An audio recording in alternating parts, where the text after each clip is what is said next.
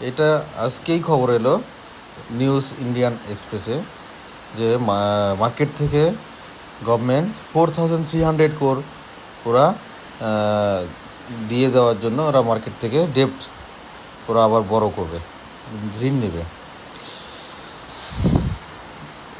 Last যা supreme কোর্টের order সেই হিসাবে গভর্নমেন্টের 10,425 crore দরকার হচ্ছে এই 25% দিয়ে দেওয়ার জন্য। এখন যদি মার্কেট থেকে 4,300 কোটি টাকা ঋণ নেয় তাহলে ওয়েস্ট বেঙ্গল গভর্নমেন্টের ঋণ পরিমাণ দাঁড়াবে 7,06,000। তাহলে দেখা যাচ্ছে 2011-তে ঋণ ছিল 1,79,000 আর এখন সেটা দাঁড়িয়েছে 7,06,000। কত বছরে? 14 বছরে এই হিউজ পরিমাণ একটা ডেট রাজ্য সরকারের ঘাড়ে দিনকা দিন বেড়েই যাচ্ছে। এইসব significant jump in expenditure related to various welfare scheme, যেমন কন্যাশ্রী, লক্ষ্মীর ভাণ্ডার, এইসব স্কিম রাজ্য সরকার চালানোর জন্য রাজ্য সরকার আয়ের থেকে ব্যয় বেশি হয়ে যাচ্ছে।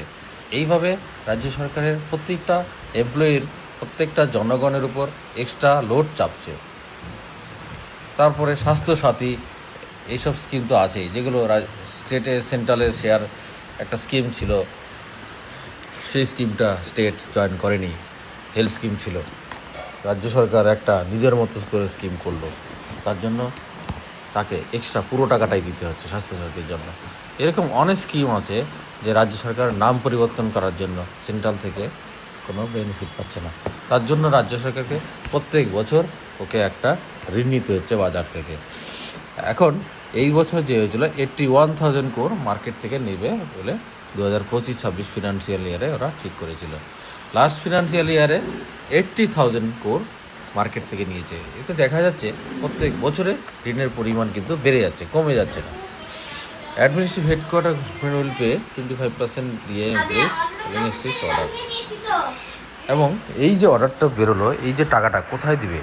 এই টাকাটা যারা সরকারি কাজ করছে, ইন সার্ভিস আছে, তাদেরকে